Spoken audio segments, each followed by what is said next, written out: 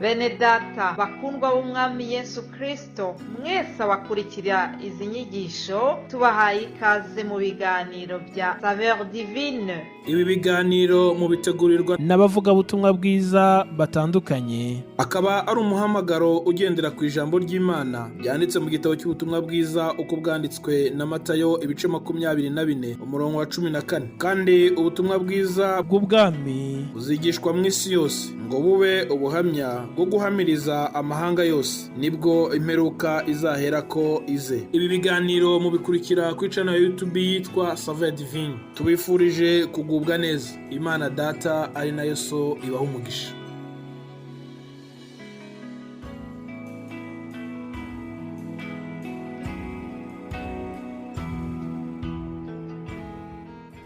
Yesu ashimwe, ndabaramukije inshuti bakundwa bene data mwese abakurikira iki kiganiro Saveur Divine.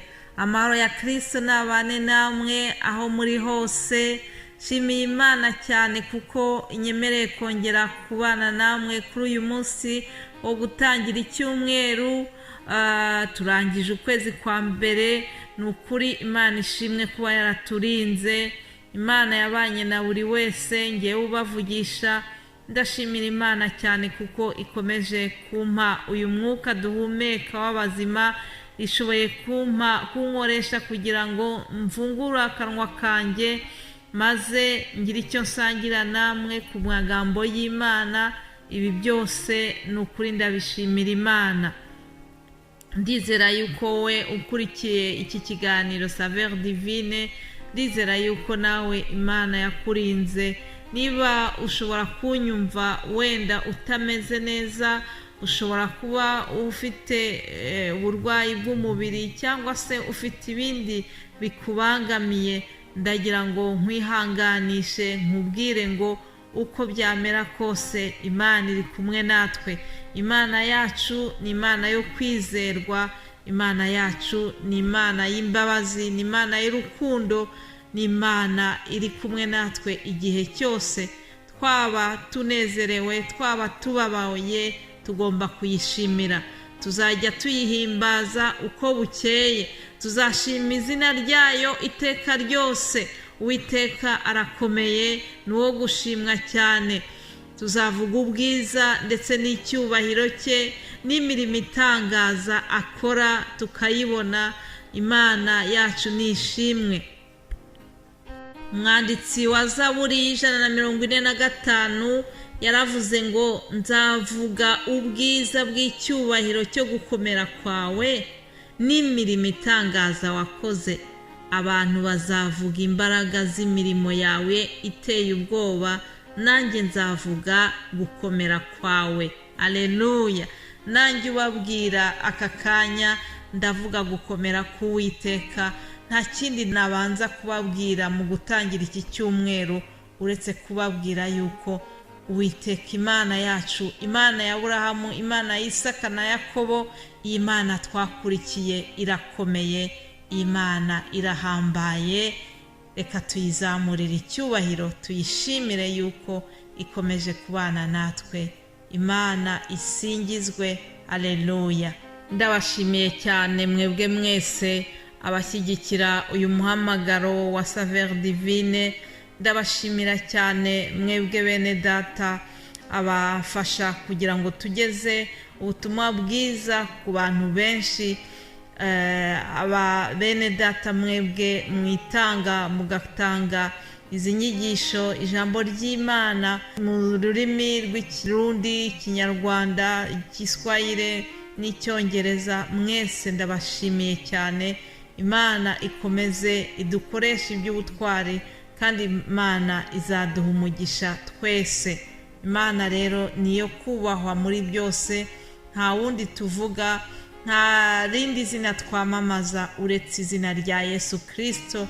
Niwe wenyine ukwiye gushyirwa hejuru, twebwe tugakomeza tugacishwa bugufi. Imana ishimwe.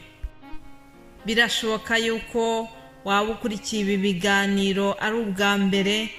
Niba ariko bimeze rero, ndagira ngo nkubwire yuko buri cyumweru tuba dufite umutwe w'ijambo tugenderaho cyangwa se teme dukurikiza.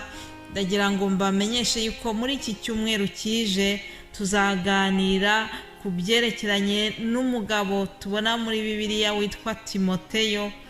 Timoteyo akaba avugwa cyane agendana na Paulo, cyangwa se ni Paulo ugendana na Timoteyo, kuko Paulo ari we wamubanjirije, ari we umukuriye. Ubwo rero tubona inzandiko Paulo yagiye yandikira uyu muhungu we yabyaye mu buryo bw'umwuka ari we Timoteyo. Tuzaganira rero kuri ibi bitabo bya Timoteyo, mbese na yahe masomo twakura ku mpuguro Paulo yagiye amuha, niki twebwe twamwigiraho. Ngibyo rero ibyo tuzaganira muri iki cyumweru. Ndizera yuko umwuka wera azatunezeza twese. Mbere yuko nkomeza mbabwira kuri Timoteyo, ndashaka kubabwira umugani umwe w'ikinyarwanda uvuga ngo inyana ni iya mweru. Hanyuma mbabwire n'undi mugani tubona mu ijambo ry'Imana mu gitabo cy'imigani igice cya 22 umurongo wa 6 haravuga ngo menyereza umwana inzira akwiriye kunyuramo, azarinda asaza atarayivamo. Menyereza umwana inzira akwiriye kunyuramo, azarinda asaza atarayivamo.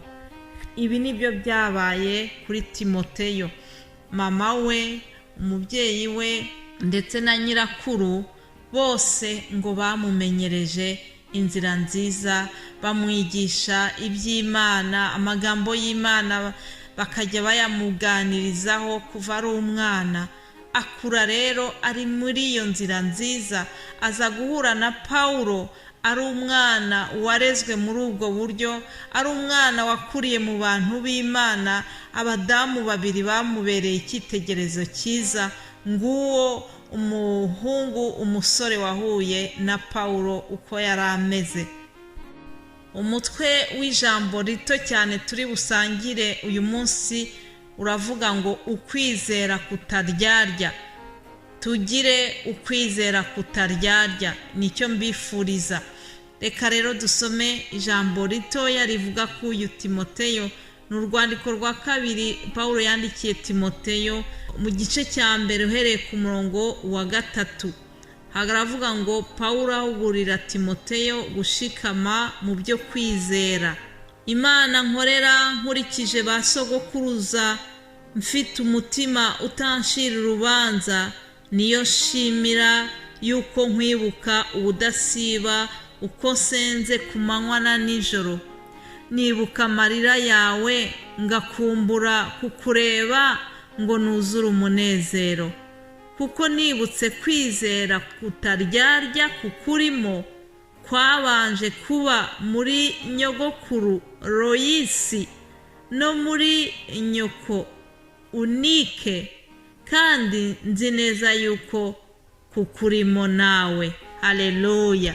Bene data, ibi bihe turimo iterambere ryaraje, abantu barandikirana za SMS, abantu bakandikirana muri za WhatsApp no mu bundi buryo, ku buryo rero inzandiko urwandiko umuntu yandika ku rupapuro akarwandika n'intoki ze, akarwohereza inshuti ze, akaba yarujyana mu iposita akarwoherereza inshuti.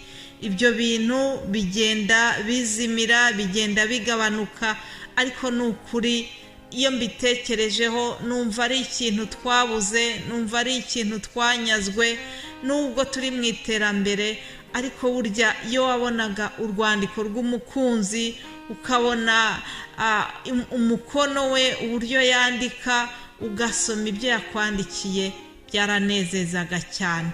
Rero njya nibaza nanone umunezero Timoteyo yagize amaze gusoma runo rwandiko Paulo yamwandikiye. Ntabwo nzi wari umushyiriye, ariko muri uru rwandiko tubonye yuko Paulo amutangiye ubuhamya bwiza, amutangiye ubuhamya avuga yuko ngo Timoteyo ari umuntu ugira amarira. Biratangaje kubona umugabo uri sensible, umugabo urira fasiroma ni ukuvuga ko yari afite umutima woroshye, yagiraga imbabazi, yari umuntu rwose ukunda abandi, yari umuntu wishimira abandi, akaba yanezerwa akarira. Ibi nibyo Pawulo amuvuzeho. Ariko arangije, icy'ingenzi nashatse ko dufata cyane kuri uyu munsi, naho ibindi wabyibagirwa, ariko ufatira ijambo Pawulo yamuvuzeho ku murongo wa 5, akamubwira ngo nibutse kwizera kutaryarya kukurimo. Haleluya! Bene data, ndabifuriza kugira ngo tugire ukwizera kutaryarya, tugire agakiza gaherekezwe n'ibikorwa by'urukundo. Ibyo tuvuga ku munwa tubiherekereje imirimo ifatika yerekana urukundo koko. Bitabaye ibyo ngibyo, twaba dufite ukwizera kurimo uburyarya. Ndabinginga nanjye kandi nongera kwihugura ngo twisuzume, turebe mbese ukwizera kwacu guherekejwe n'ukuri.